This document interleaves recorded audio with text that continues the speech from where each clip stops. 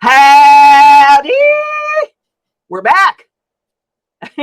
We're here. Hello. Matt was gone 1 week, and then I had to cancel the show last week. And most of you probably know by now, a tree fell on me.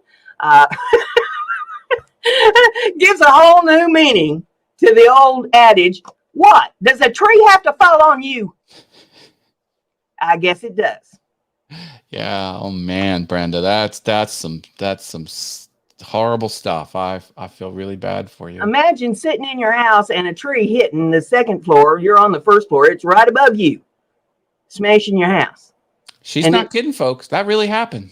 And rolled off the house and hit a tree and then hit the fence and tore up everything on its way down. And yeah, my yard looks like Kosovo. What do we have in the chat? Living Beyond Disability. Hello. Jerry's Machines is here, Brenda. Well, hello, Jerry. Good to see you. Jim Shears is out there. Frankie CNC is in the house. My son's calling me. I'm going to take the call. He doesn't call me often. What's he calling you? Good thing you muted. Oh, let's see. When a girl has no name is in the house, good to see you. Say hi, Internet. Hey. That's my son calling me from FaceTime. We see you out there. Yeah, well, anyway. Right. I'm going to call him back. It has been a wild few days. That's all I can tell you. I've had like 4 hours of sleep in the last week. I'm not functioning on hardly any cylinders whatsoever. I had one brain cell when all this started, and it was on life support. Oh, my. What are we going to do with you, Brenda? What are we going to do with you? It's gasping. I'll tell you what. This has just been unreal. I wouldn't wish this on nobody. This is the most horrible mess you ever seen in your life. Nobody is cooperating with anybody else. You got to start cracking skulls. Come here, fix this. I sort of did that. I had a fit this morning, and it wasn't even a bad fit. It was just laying down the law. This is how it's going to be. And they wanted to try to tell me that it wasn't going to be that way. But in the end, I got my way. So, it all panned out. But I'm afraid that there's going to be some officials find out before it's said and done that, I am aiming to get my pound of flesh before this is said and done. I'm not just going to roll over. They think that I'm just a little old lady on Social Security that's ate up with arthritis, a little old widow woman, and they can just take advantage of me and do what they please and thumb their nose at me and laugh at me and think that it's funny. Laugh now. I got another thing coming. They don't know Brenda like I know Brenda. They won't be laughing when it's over with. I'll tell you what. Yeah. So, yeah, it is what it is. I'm right now, my main concern is let's get this done. I've already found out that on the privacy fence that it's taken like 6 months at this point just to get the stuff you need ordered in. Well, this is August. That means we're going to be in the dead of winter with that privacy fence still tore up out there. And it won't be till spring till I can get that replaced. So, I'm kind of like, let's get this show on the road and get things rolling. I don't want my roof sitting like that, because it got the roof, it got the boards that you nailed the shingles to, it got the rafters. Probably, yeah. I've been told that there's probably some rafters and stuff in there. It's going to have to be replaced. It got the soffits. It got the gutters and downspouts. It tore everything all up. Well, yeah, so, get a restoration company in there and bolt it all back together and fix it all back up. Yeah, you can't have a hole in your roof. It takes money. Which is something I ain't got. That's why I'm trying to get the insurance company to cough up some cash and shoot. They hold on to their cash. Yeah. They're not in business by giving cash away. I'm going to have to shake them loose from their appetite to get the money out of them. Yeah. Well, my problems are like minor problems compared to you. My goodness. Yeah, just shining up your hooters every day. I mean, how much effort does that take?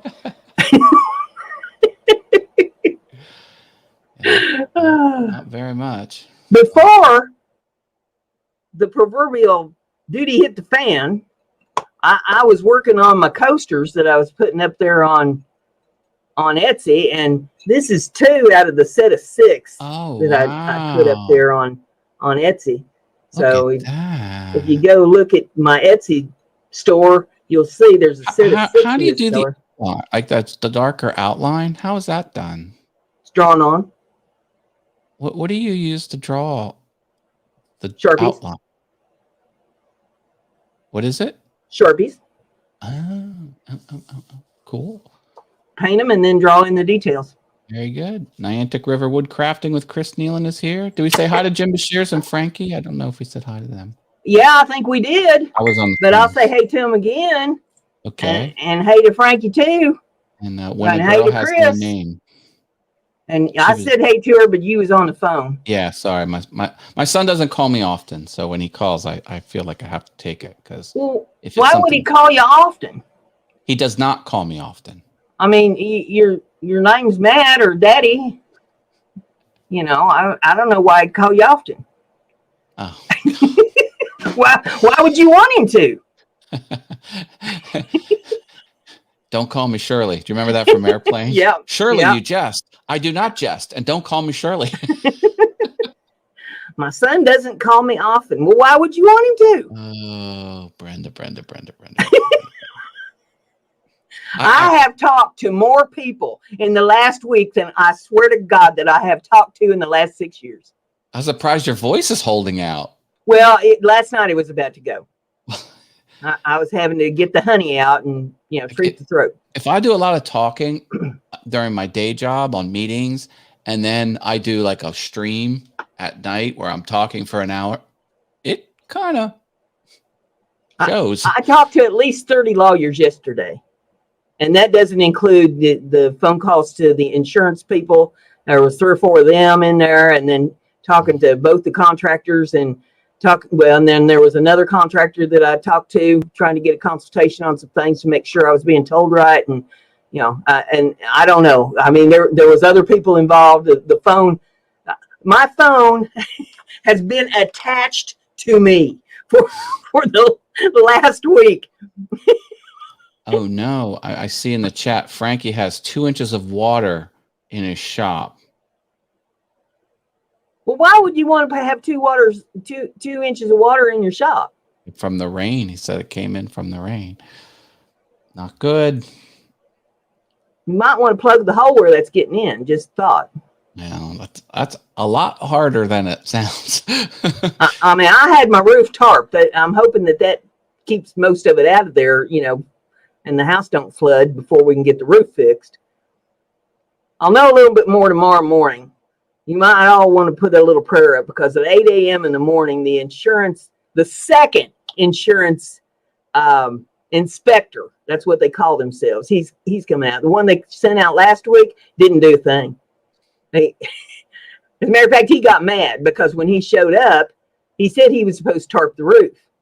I'd already had the roof tarped. I'd already informed the insurance company that I was having the roof tarped because I wasn't going to have the house filling up with water. And they thanked me very much for letting them know that. And yet this dude comes out to tarp the roof, and the roof is tarped, and he's mad. He's mad because he doesn't have to do work. That doesn't make sense. And he didn't think he was going to get paid. And he got on the phone with the insurance man, and the insurance man said, well, you're going to get paid your trip fee for going out there. And so, then he went to trying to just thank me very much for, my time and wish me a good day. I said, hey, wait a minute, before you take off, they told me to have these estimates ready for you so that you could take a look at these estimates and stuff, and we can get this show on the road, getting some money in here. You described him as someone from the insurance company. Yeah. But now you're talking as if he's like from a restore company. No, he was an inspector that the insurance company sent out here. And he was going to do labor? Yeah, he was supposed to tarp the roof. That sounds like a conflict. That sounds like he's doing two job functions. He's inspecting and then he's doing the labor to repair. That seems like an odd thing. I would think, but hey, what do I know? So he thinks he's just going to take off. And I said, wait a minute. I said, you're supposed to take a look at these estimates and stuff so we can get the show on the road here and get some money coming in to do these repairs. He says, oh no, I don't handle that. You got to take care of all that with your adjuster. So I had moved heaven and earth to get these estimates ready for this clown, and he ain't even gonna look at them. And then I had to figure out, okay, how do I get this stuff to the adjuster? Now you're gonna love this, because I'm not technical to begin with, right? So I get in touch with the adjuster. I send him a message. I said, look, I've got these estimates. I thought they were supposed to go to this inspector dude, but he's telling me I got to get them to you. So is there an address I'm supposed to send them to? What exactly am I supposed to do? Can I fax them to you? What's the story? He sends back a message and tells me to email them to him and gives me the email address. Now I'm sitting here with hard copy. Gotta get the phone out. Click, click, click. How do you hard copy? I can't find the slit in the computer. Take a picture with your phone, Brenda. So I called the agent and I told her, I said, look, I'm old. I'm not technical savvy.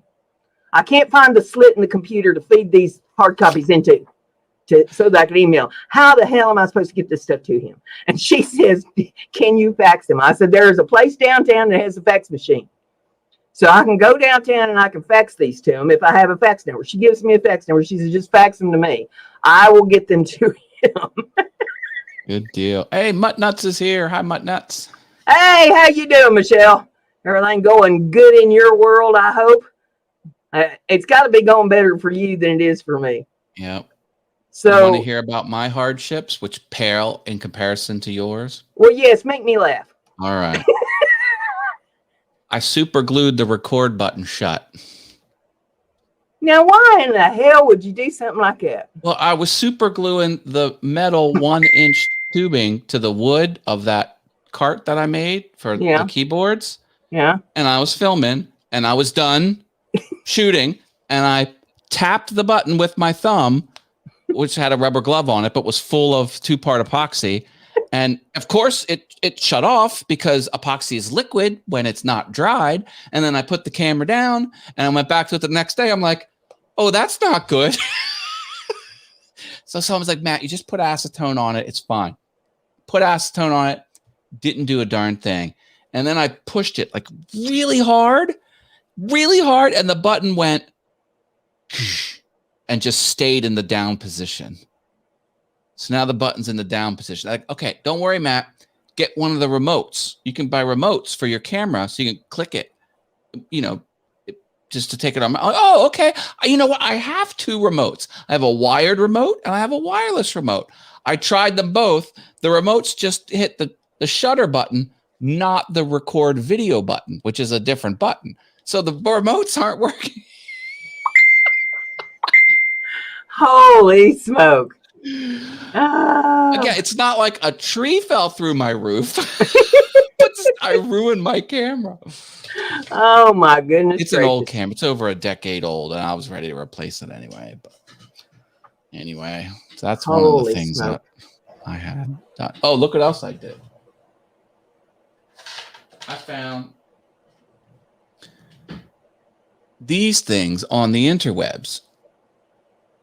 Little plastic adhesive labels for cables.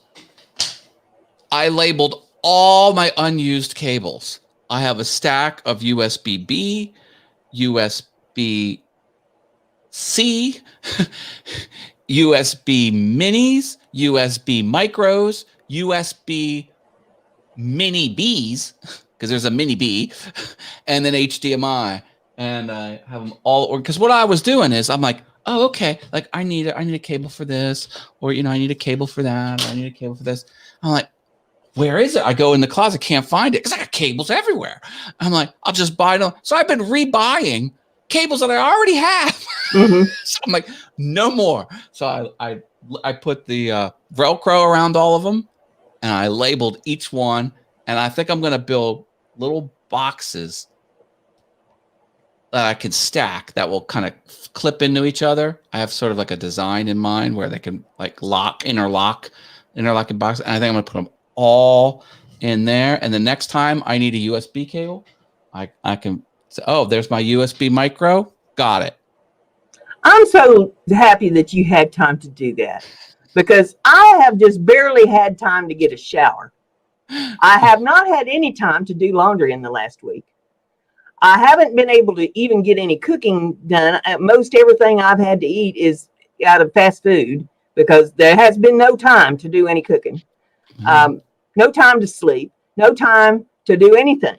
My house is, I told you before, it was a shambles because I've tore every room up thinking I was going to move things around. That is all on the back burner. I don't know if I will ever get this house moved around again. It's only been almost a decade since you moved in. So, I'm really glad that you had time to label your cables. Yeah, I do have small pockets of time. Like see that loop of cables there? Mm-hmm. I had bought 15-foot cables to connect that equipment, but then I decided I needed 17-foot cables. So I had to buy 20-foot cables. So those are 20-foot cables. I got to connect that, run it this way, and then run it up this way, and then run it over, and then up to the computer. So I gotta fish cables. But yeah, that's what I'm up against. Portal Woodworks is here. Hi, David Jones. Hey, David, good to see you. And Frankie says to take the camera apart. That is probably what I'm going to do. I see lots of little screws everywhere, but I have no idea, like if it pulls off this way or pulls off this way, or if the bottom comes off this, or slides this way or slides down. Should be some kind of diagrams on the internet someplace that would show you how to do it. It's an 11-year-old camera. Maybe there's a take apart, but I just figure if you got to open up a camera, it's probably hosed. And even if I do, will I be able to get it back together? But like always, it's unusable now. So if I take it apart and put it back together and it doesn't work, it will be equally unusable. So why not take it apart? Yeah. I mean, that's my mindset. I did the same. You might learn something, You may learn something in the process taking it apart. I might. Oh, what? Before I take it apart, I think what I'm going to do is I'm going to take a small piece of acrylic, because I have acrylic that I can put on the X-Carve. I'm going to cut it down into like a little stick, and then I'm going to put a piece of 2-part epoxy that's built for plastic, and put a little dot on the button and fuse like a little stick and then let it dry. And then once it's all one solid piece, because it'll fuse, I'm going to try and pull up the button. Yeah. And see if I can get the button working. And if that fails, I might get out the screwdriver and take it apart. Who knows? Jim Dockrell's in the house. Hey, hi, Jim. I'm thinking that the Keebler elves that came out of this tree out front, I'm thinking they went up there at Jim's house. You never seen nothing like that in your life. When that tree went down, it was so holler inside, all them Keebler elves come flying out of it. 2 of them was carrying the stove that they baked the cookies in. The rest of them was all dragging sacks of cookies. Sacks of cookies. I was going to say, did they have baskets of cookies? Yeah. No, they had sacks. They was dragging them sacks on down the street as they went. And the whole thing had just taken me by shock so much that I didn't have the camera to get pictures of them going down the street. Leonard here. Hi, Leonard. Hey, Leonard. I did get pictures of the holler tree, though. Yeah, I saw you posted the hollow tree, with the Keebler caption. I saw it. Yeah. Hey, I'm doing something else fun. You notice I came in here under awesome fun things. Yeah. That's my other channel. I'm live streaming in the mornings for 2 to 5 minutes. Yeah. Just for fun. Well, if you're only on there 2 to 5 minutes, are you getting anybody to show up? Yeah, there's 3 people there today. All right. Because I would think 2 to 5 minutes that, by the time they warm the computer up, you'd be gone. I know. But it might go 10 minutes. And I'm just going to talk about whatever it is I want to talk about. I think I'm going to share things that are happening across all of my many YouTube channels, but also if I have some wisdom or I'm fighting with a decision, or I just think I'm just going to do an impromptu grab bag show in the morning, and no promotion. Like there's not going to be, it's just going to boom, just be live. and then go away. And then it'll be there for the replay if you want. Leonard wanted to know if the elves left me any cookies. No, they did not leave me any cookies. The greedy little so-and-sos. They took the cookies with them. And then Chris said, Matt, use Bondic ultraviolet glue. That's what you need to glue the plastic to acrylic, and it works great. Now, I don't know. I don't have that, but I do have 2-part epoxy that's formulated for plastic. And that's what I was thinking of using, but maybe what Chris says is what I'll do. He says it's not expensive. Okay, I'll go on Amazon and see if I can find it. Jim, you punster, you. I just want things to settle down, things to be paid for and put back together so I can get on with my life. I don't like living in this bubble that I appear to be in, that everything revolves around this destruction. This has been a really bad year for me. I mean, the dog died, the bird died, a friend of mine died, tree fell on my house. My place looks like Kosovo. I'm tired of all the destruction. 2021, they said 2020 was bad. Shoot, that's a cakewalk. This year's just been absolutely horrid. I hate to even think about 2022. I'm not ready to move on to the next year. I want this one to settle down and fly right. Well, let's hope that happens. Frankie says my mic looks like something that should be floating in space. Yeah. It's my Heil PR40, the best microphone on the planet for the spoken voice. There'll be a Heifer Haven come out later tonight. All right. At least that's my plan, unless, somebody else decides to sidetrack me. And there will be an Awesome Wood Things video sometime this weekend. It's going to be the desk right there that I built. That has a ratcheting system that you can raise the desk and lower the desk. Jim has a fact for us. He said, did you know that there are more airplanes in the ocean than there are submarines in the sky? Did you ever go on Google Earth and see the sunken planes just below the surface of the water? No, I know. I wouldn't want to know. Now, I did come up with some facts about trees. Oh. Considering that my whole life seems to revolve around trees for the last week. One of them says here, wind-blown cottonwood seeds can stay airborne for days before they land. In fact, they can fly longer than any other kind of tree seeds. Wow. That's interesting. I have a tree fact as well, so let me know when a good time to slip one in. Well, just go right ahead. Okay. There's a subreddit, I forget what it's called, about tree laws about trees. And you would think that's the most boring subject in the world. No, because there are story after story of a neighbor getting mad at their neighbor's tree and just for funsies, cutting it down and say, here's $2,000, go pound sand. Well, the guy's like, oh, no, I'm not cashing that check. And oftentimes in cities, it's impossible to grow a tree to maturity, or at least as robust as the old growth trees are. Therefore, the lawsuits can go well over $500,000. So like if you think it's a good idea for you to maliciously cut down someone else's tree that's not on your property, you better think twice about it, because there is a whole branch of law around cutting down trees that aren't yours. And if the tree is anything but the most common species, like if it's a little bit rare, you're probably talking over $100,000 worth of lawsuit, and they settle. I mean, they fall in the favor of the person who got their tree cut down. That you have to owe the money. Well, you bringing that up is interesting because, see, there's another tree that sits out there in that right of way.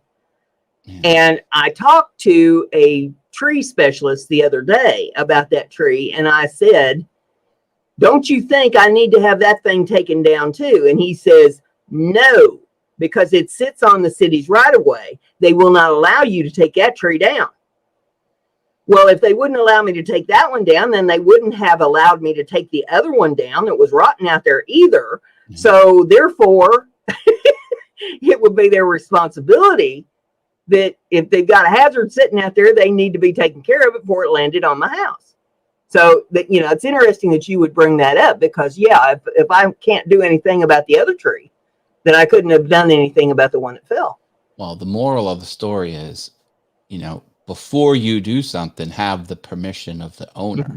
Yeah. Because it's not just like a spat between neighbors and some guy just throwing $2,000 at it thinking it's going to go away when Mm-hmm. he got smacked with $600,000. Yeah. I had no idea. Who would have thought? Who would have thought the value of a tree would be that? And well, it would be pretty much, though, like anything else. You can't go on somebody else's property and remove something that belongs to you. But there's just such a disconnect between the value that you think something has and the value it actually has. Like, it's way, way out of the realm of what you would expect. Hey, I want to say hey to Russell Clarity there with Simply Wooden Creations. He came in. I don't know if you know Matt, but him and his wife have come down with COVID. Oh, I'm sorry to hear that, Russ. So they are in lockdown. What's his Nancy. wife's? Nancy. Yeah, I had it right. Oh, I feel bad for Nancy and you. So you have my condolences. Drink lots of water. Rest. Take your vitamin C. Follow your doctor's orders. Take your vitamin C and your zinc and get well.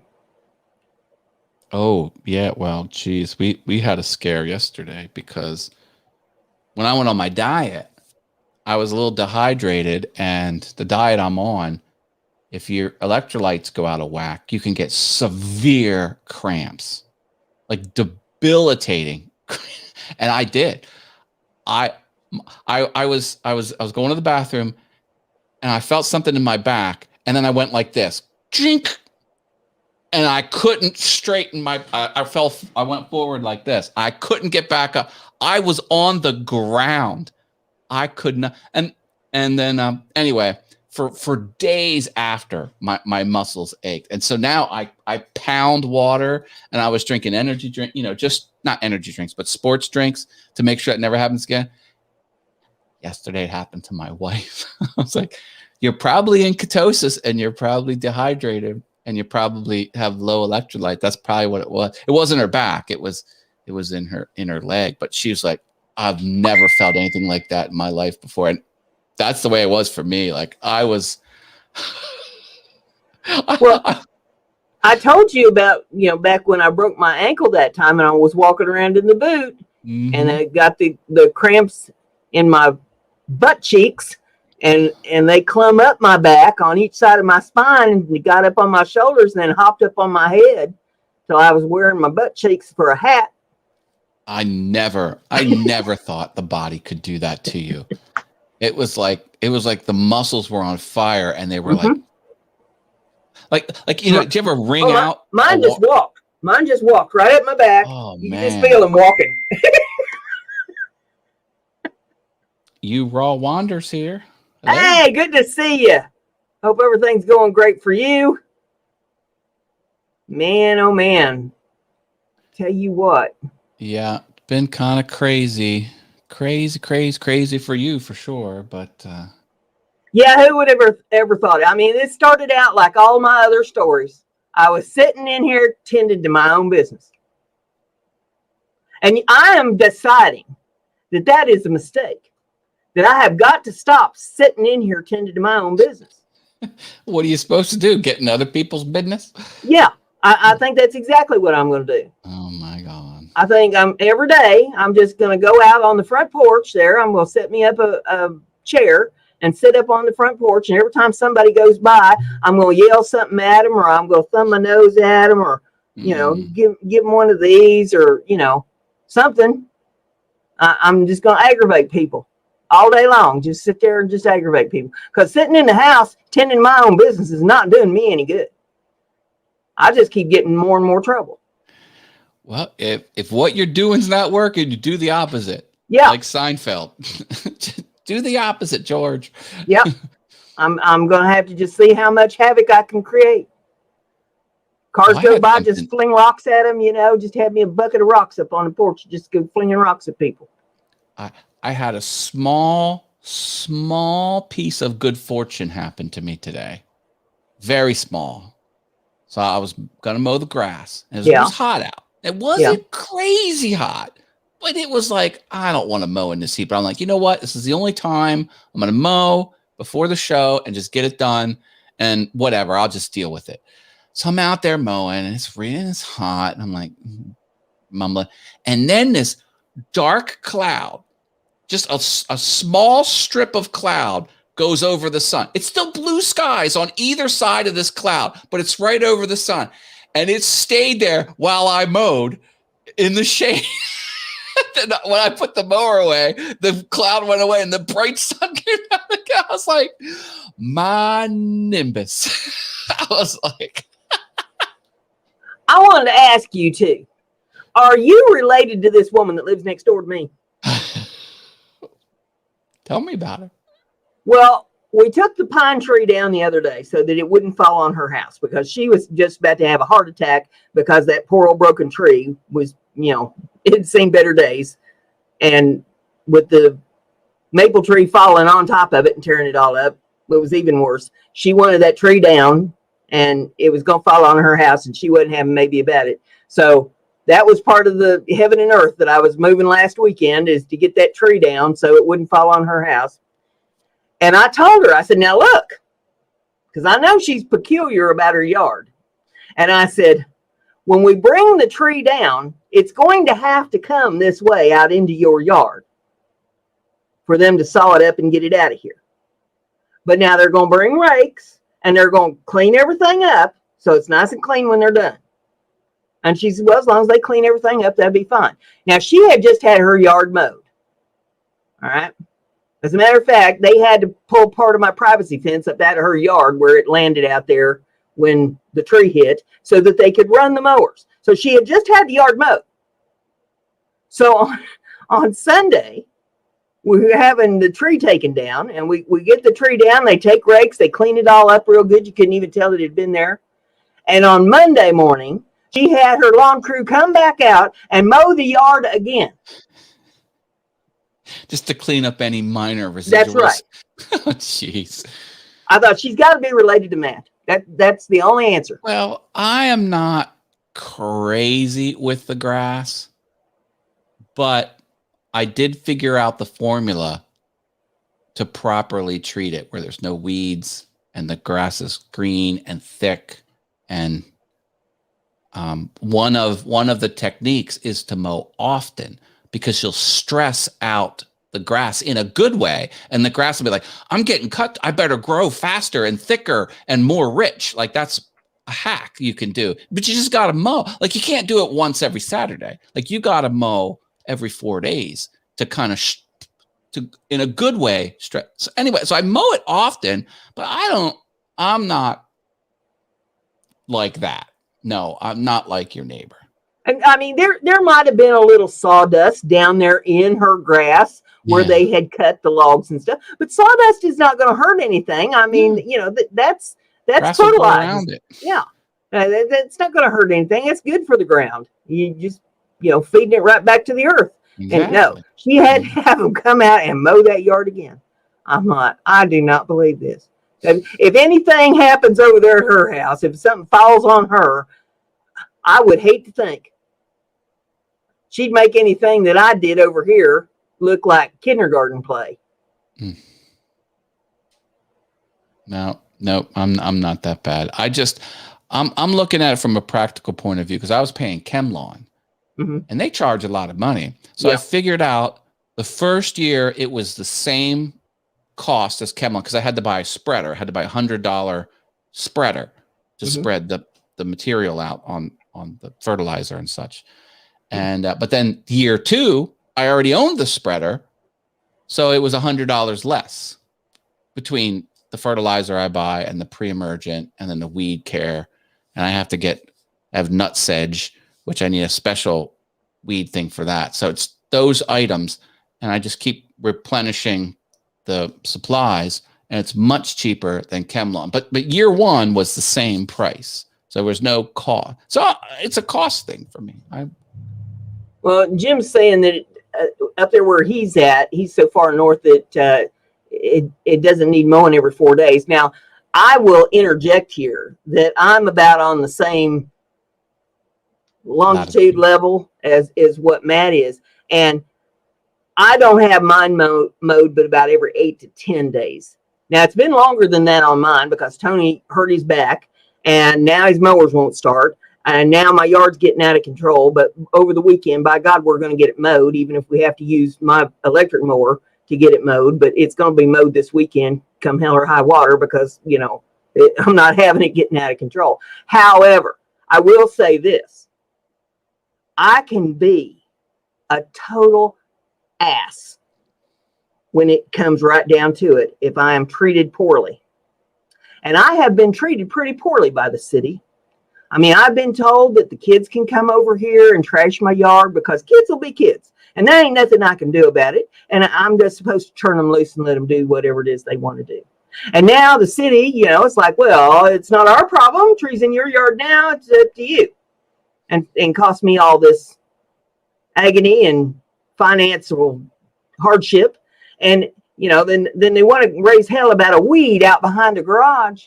Yeah, you mentioned that. And so I'm thinking at this point that I'm just going to invest in some weed spray, and I'm just going to spray the whole thing, and there won't be mowing anymore.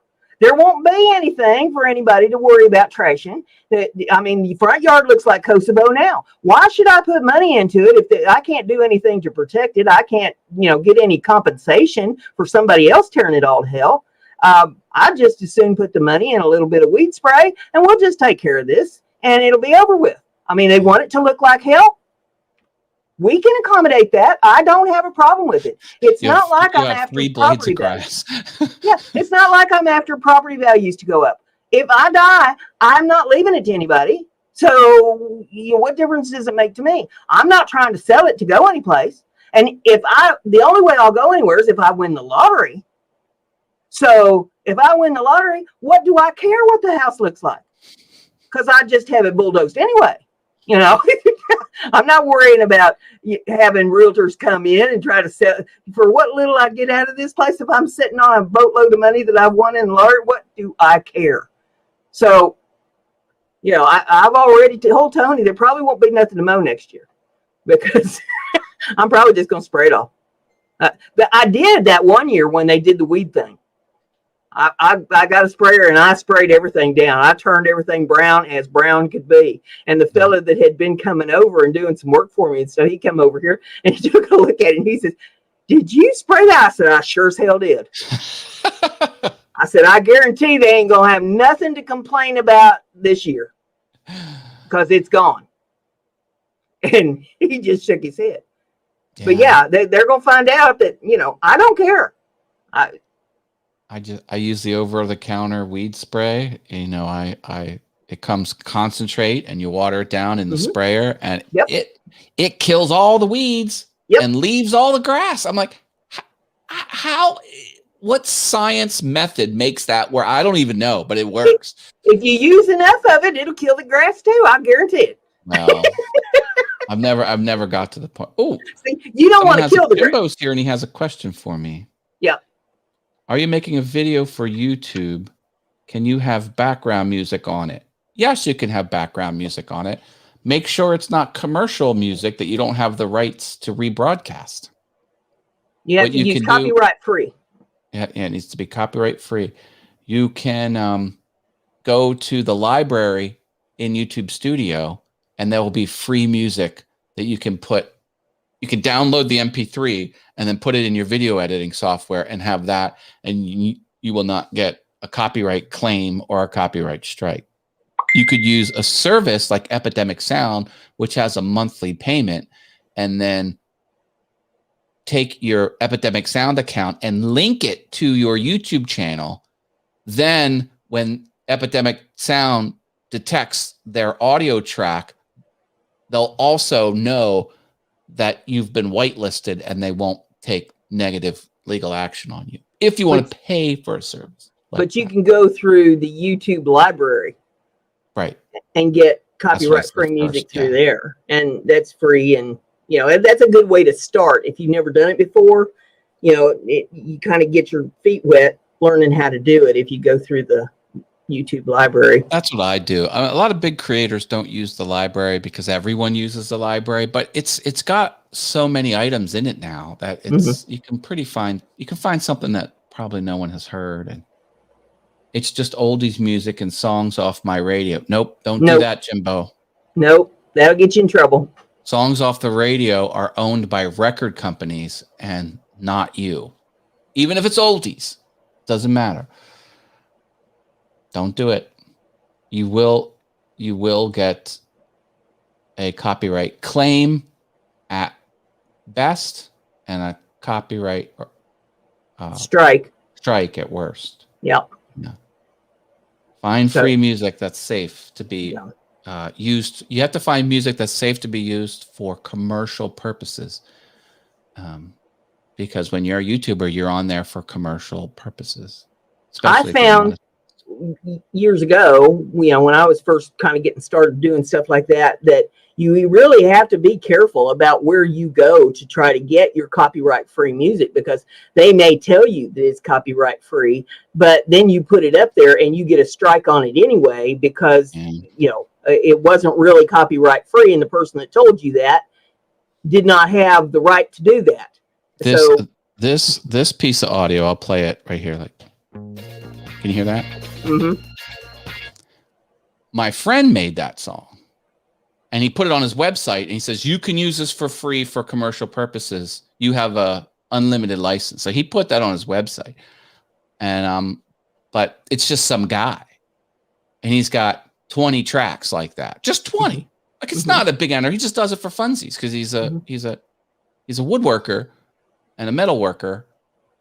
But for fun, he does audio composition and stuff like that. So, and I'm just hoping that it always stays that way.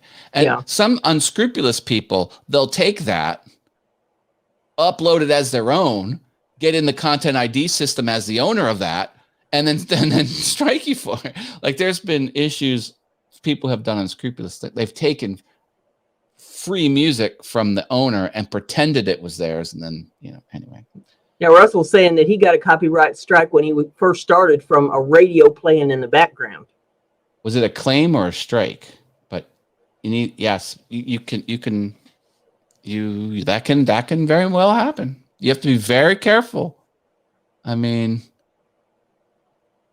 it's not all fun and games on the internet. You've got to deal with this minutia, and frankly, this type of issue hurts the creative process. Like, people want to create, they want to make videos, they don't want to worry about this garbage. But it's the world we live in. So maybe you can explain this one to me. How do people do these, I guess they call them covers, where they're singing a song that is a popular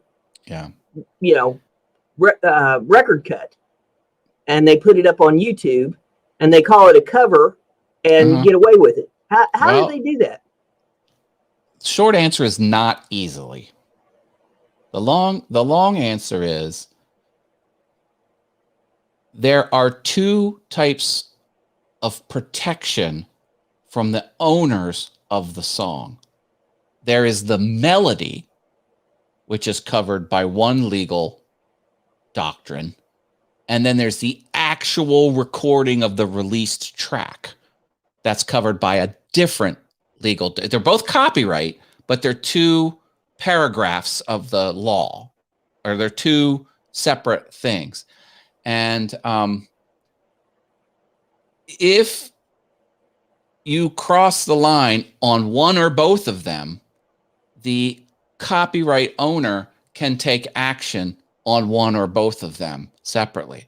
And typically, if someone copies the melody where they play the piano of a commercial song, but they strike the keys and they do their own recording and they sing with their voice the same lyrics to the song that they played, that's a cover. And usually, not all the time, but usually the copyright owners will take a less strict stance for that.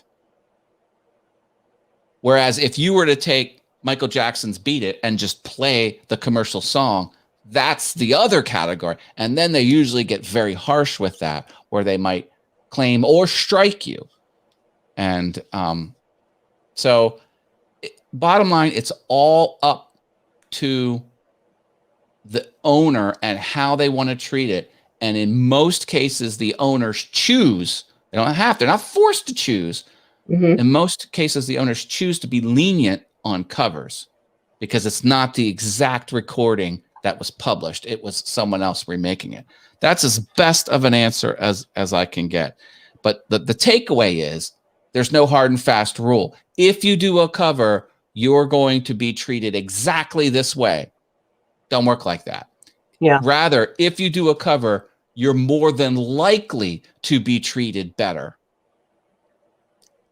I wish things were cut and dry, black and white, up is up, down is down. It's not the way it is with intellectual property. Yeah, and Jim Dockrell said that he got dinged doing Desperado cover, but Don Henley likely needed the money. Well, the way they built the YouTube copyright system, the content ID system, mm-hmm. Well, first of all, they built it following the law. So the way they constructed, the way they did the web development of that system and what they allow, as a copyright owner, you have a choice between covers and straight up stealing the song.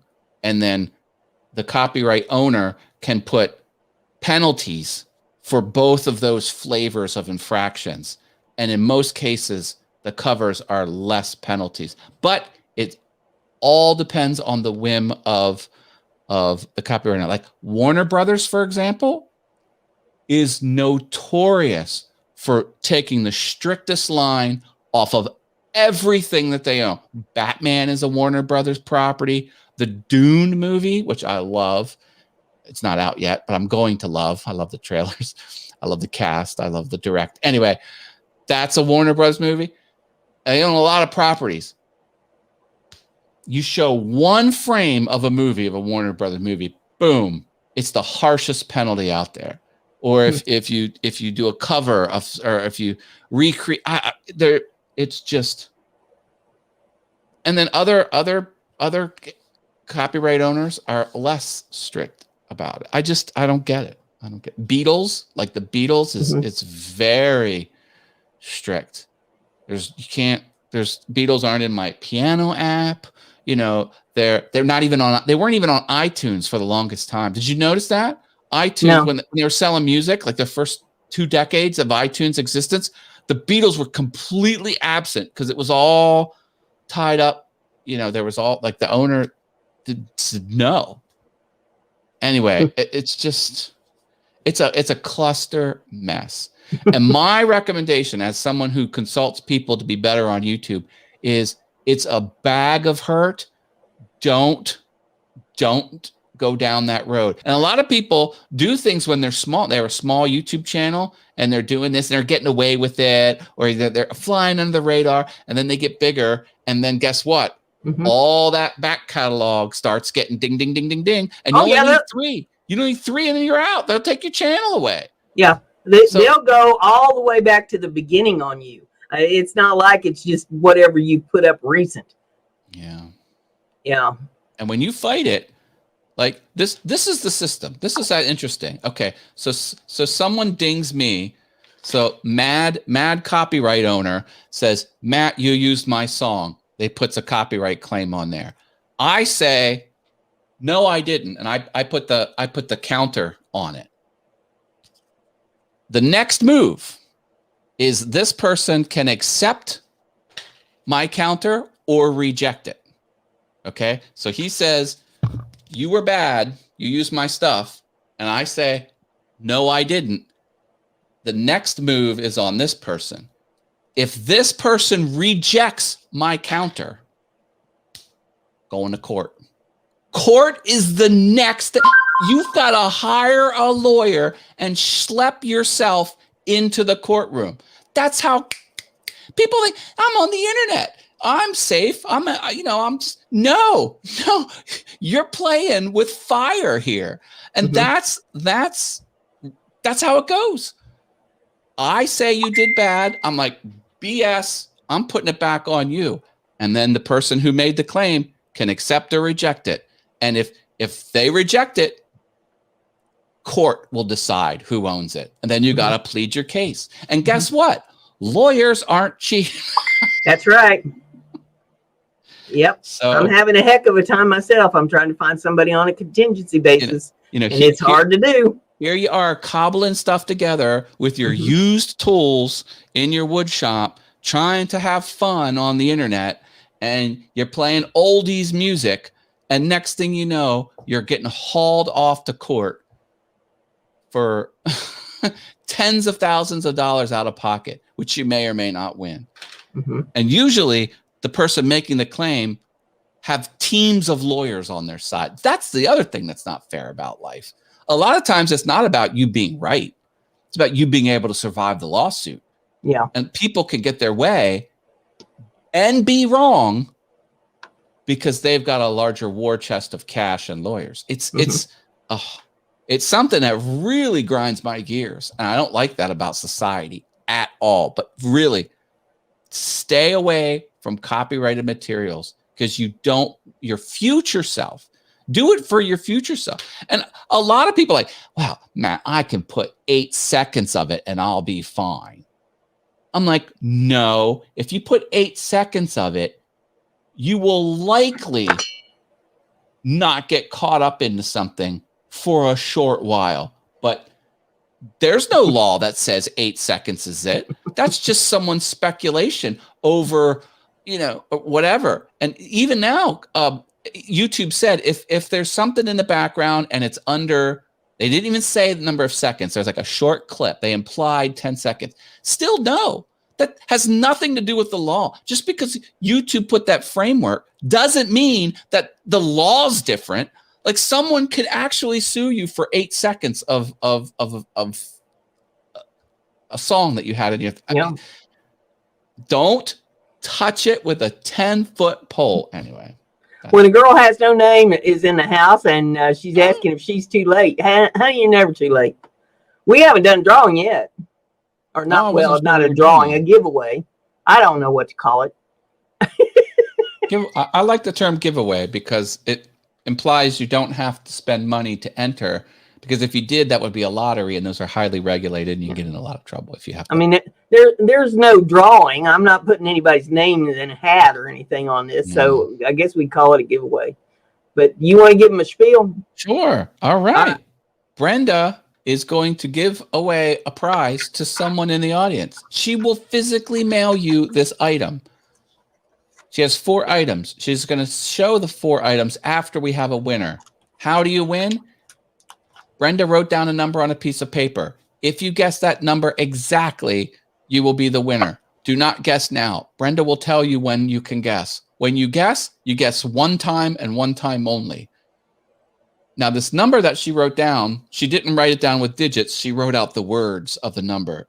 And because she knows I'm a publishing professional and I insist on I insist on proper capitalization, she goes apeshit crazy and capitalizes letters that shouldn't be capitalized just to drive me crazy. So as a bonus, you could win a bonus prize by guessing the number of capital letters she's chosen to use when she wrote down the words of this. If you are outside of the lower 48 states of America, you can pay for the shipping because international shipping is expensive.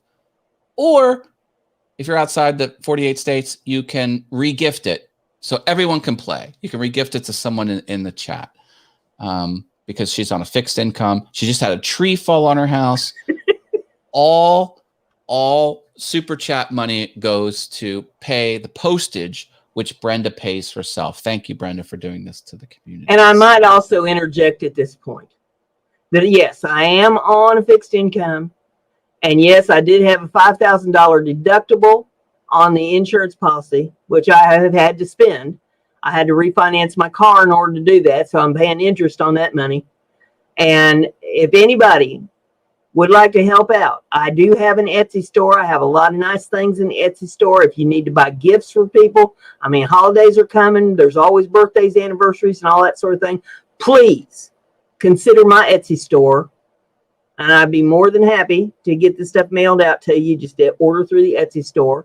Or if you would rather just donate, if you go to my main page there on YouTube, up there on the banner, there's a little button you can click for the PayPal, and it'll take you right to the PayPal account. And, everything is appreciated. A week from tomorrow is my birthday, and it's not going to be a very happy birthday this year. I usually celebrate the entire month of August, and there has been no celebration this month. And it doesn't look like there's going to be, because I'm tied to a telephone, having to argue with people on a daily basis.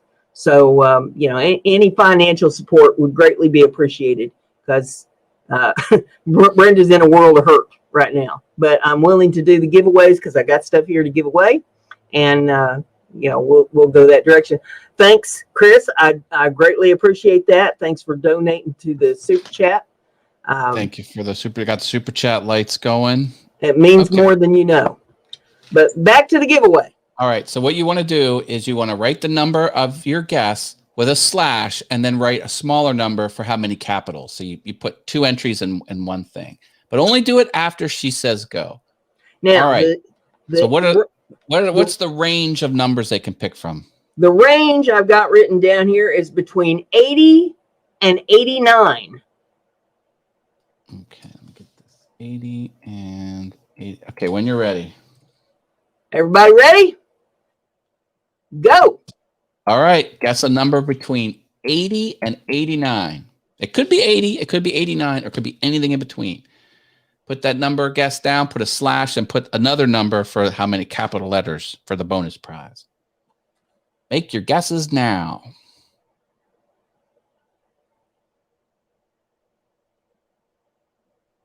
All right, guesses are coming in. Everybody must be calculating. We've got 2 guesses and they're wrong.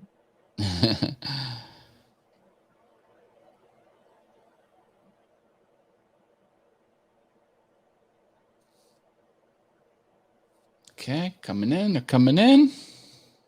Everybody get in on this now. Oh, let's see. Russ from Simply Wooden Creation says he'd be in and out, so he might. Oh, Russ, hi, Russ. Russ Guess Meadows a number is in the between 80 and 89, Russ. And then do a bonus guess for the number of capital letters. We're doing the drawing, Russ. Between 80 and 89. But don't pick 86, 87, or 85. He might not see those. I don't know if you see all the back chats when you enter, since you just got here. Depends on how long he's been lurking out there. Yeah, that's true. No, it's not 84. You're running out of numbers, gang. Okay, Russ guessed. Should we go around again? I think we're going to need to go around again. Okay. Right, you can make a second guess when Brenda says go. Go. All right. For those that guessed, you can. For those that put a guess in, you can go again. Guess again, but it ain't none of the numbers that's up there. So look at them and then try it again. We got a winner. 86, not 87, not 85, and not 84. We got a winner. Winner, winner, chicken dinner. 83 with 6 capital letters. HTYTRE. All right. 83. Now, well, 7. He missed the bonus by 1. Chris Nealon did. Yep. Congratulations, Chris Nealon, on winning the prize. Brenda will show you 4 prizes, and you can pick one of the 4. Okay, Chris. Thank you all for playing. We wish everyone could win, but that's how it goes. We've got 4 items here. I've got a dragon's eye. That's the cabochons that I paint look like the dragon's eyes. And I've got a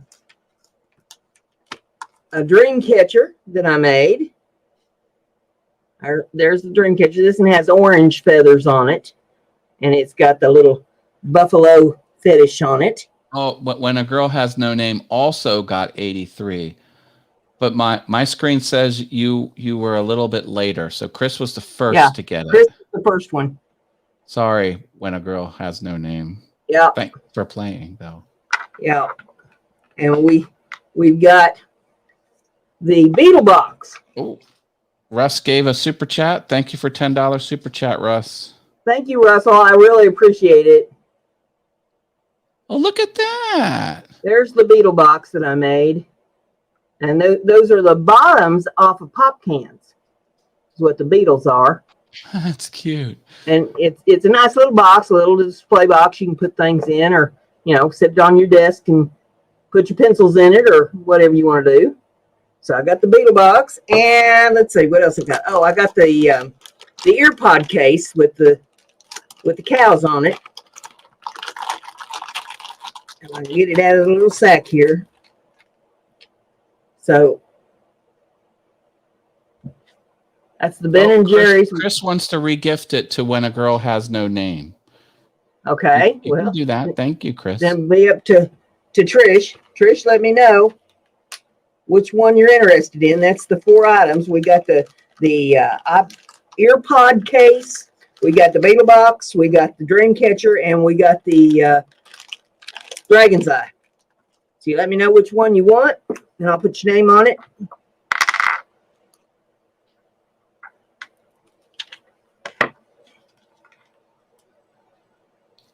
Zara's Cooking Channel's in the house. We'll say hey to her. Hello, hello. Good to have you. Waiting for Trish to tell me which one she wants.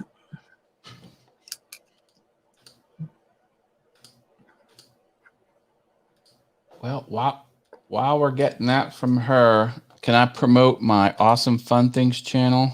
I wish you would. Okay, I put in the chat my Awesome Fun Things channel.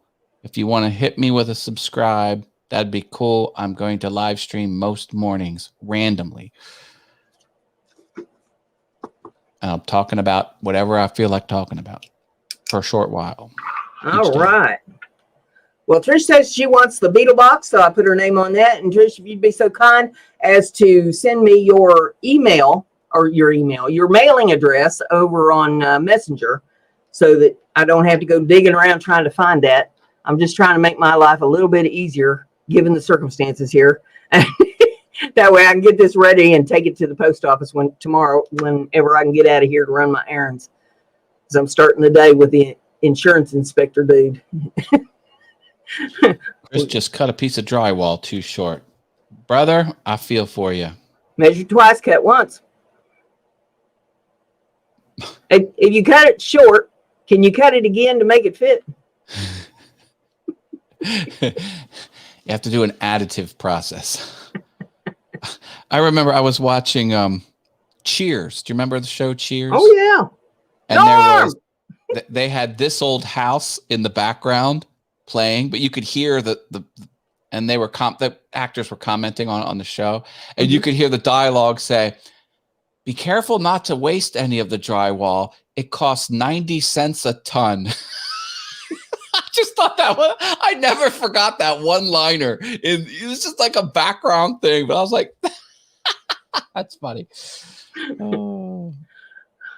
Well, I'll ask a question that maybe you guys can answer, because I know pretty much zip about doing anything with masonry.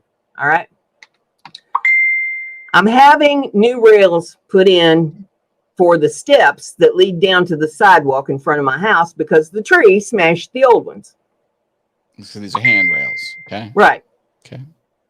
And in order to do this, you have to drill through the cement, the porch floor, and the sidewalk and stuff to, put these rails in.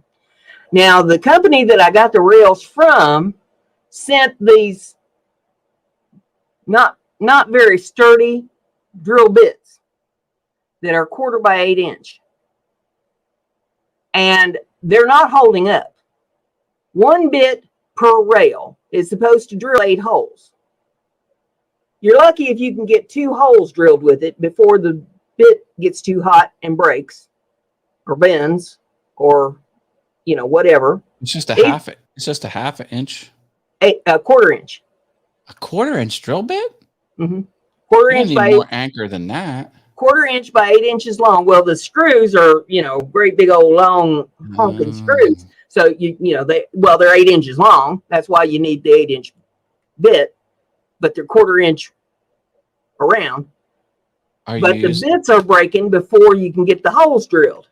So we're going through bits like, shoot, we just need to buy them by the bushel basket. We've managed to go through 5 bits, putting in 2 rails.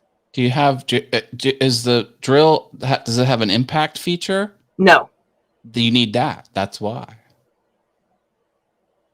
I think with cement, you have to have a hammer drill that has a vibration on it. This is a big, heavy drill, but it's not a hammer drill.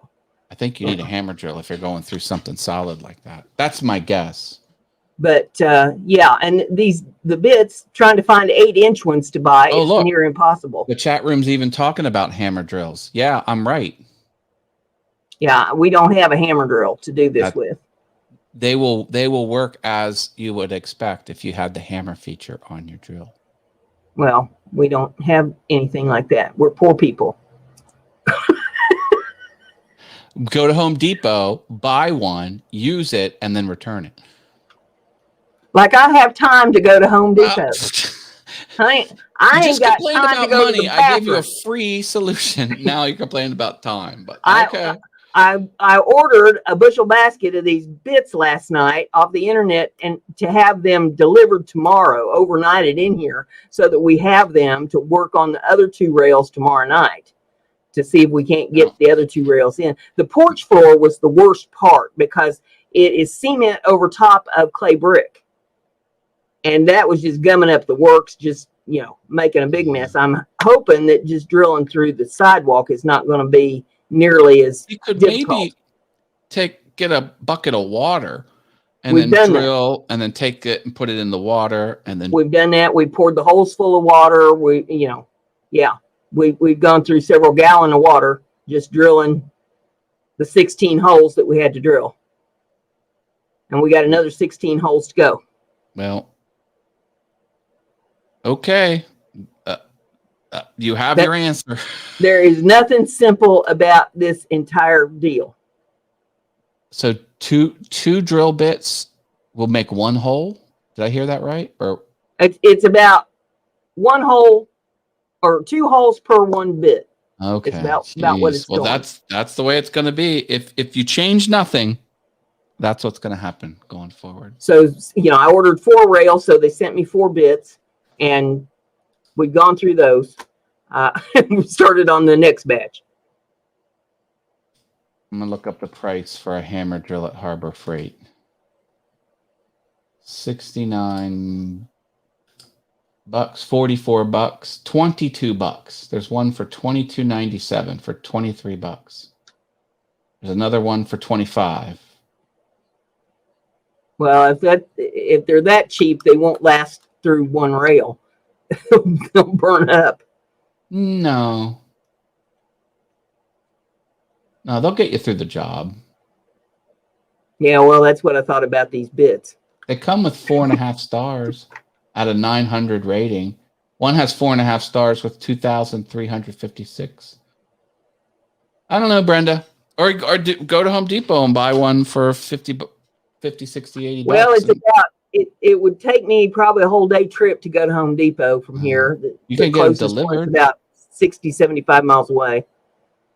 I don't know. It's a challenge. Everything's a challenge. Yeah. The whole doggone thing is a nightmare. But I thought maybe y'all have, some other idea about the bit. But yeah, there ain't no place to rent anything around here, Jim. I'm in Amish country. You think I live in a highly populated area? The one contractor I'm trying to work with, he's Amish and he can't even figure out what they mean by itemized estimate. This is what I'm working with here.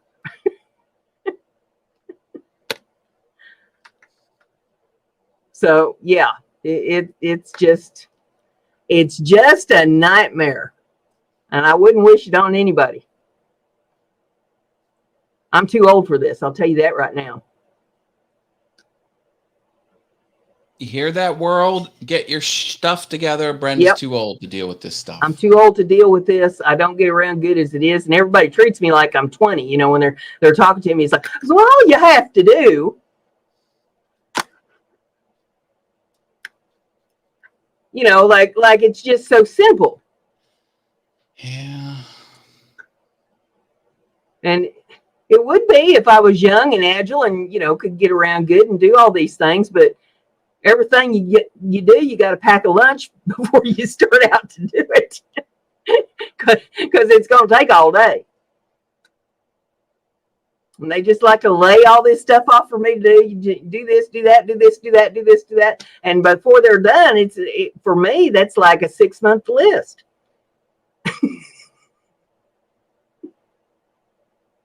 I get it. It sucks. Life's not fair, man. Just carry a knife with you, and if anyone gives you trouble, just go. Now, I carry a big stick. It's called a cane. And I ain't afraid to use it. There are martial arts techniques with canes. And let me tell you something. It's brutal. I could probably teach them a few things. Oh, man. You sweep the leg, get them around the neck. Mm-hmm. You can use it like this is just to doubt it. Like if someone grabs you like this, you could put the cane up between them and then use the force to break their. Oh man, mm-hmm. You can whack them with it, of course. Mm-hmm. Yeah. Oh, it's. You don't want to mess with an old person with a cane. You know, we're too old to do a whole lot of battle. You know, we don't carry them canes just so that we can walk. We will take you out. Let me show you something. Can I share something on the screen? Sure. And then I do have to wrap it up here soon. But well, that's because you're so popular. I know. I gotta call my son back. Yeah, this is the fighting cane, like right here. And let me get this a little bigger. This is a brutal weapon. It's solid. There's no knives that spring out of this. But it's a nice big open loop where you can catch limbs with it and yank. You can poke them here. This has serrated edges to cause extra big bruises. And yeah. And it's $164. But let me tell you, if you buy that cane and you know how to use that cane, holy cow, you can mess someone up. You can get me that for my birthday. Mine's a metal cane. It's pretty. It's metal and it's got flowers on it and stuff, and it's got a wooden handle. But you know, it can do somebody some damage. Sure, well, sure thing. It's got a little point on it. Did you see that little point on the wooden thing? I mean, it doesn't look bad just looking at it, but that thing jabs you. Hello. I mean, you could go on a plane with that. Like you can get in anywhere with that cane. If I ever need assisted walking devices, I'm buying one of those canes, and I'm gonna mess the first person up that tries to pull something over on me. Now I've got a walking stick. It's a 6-foot walking stick, and it's solid wood. You know, so if I don't have the cane, then I'm using the walking stick. I can reach right out and touch you. Yeah. Don't mess with someone with that particular cane.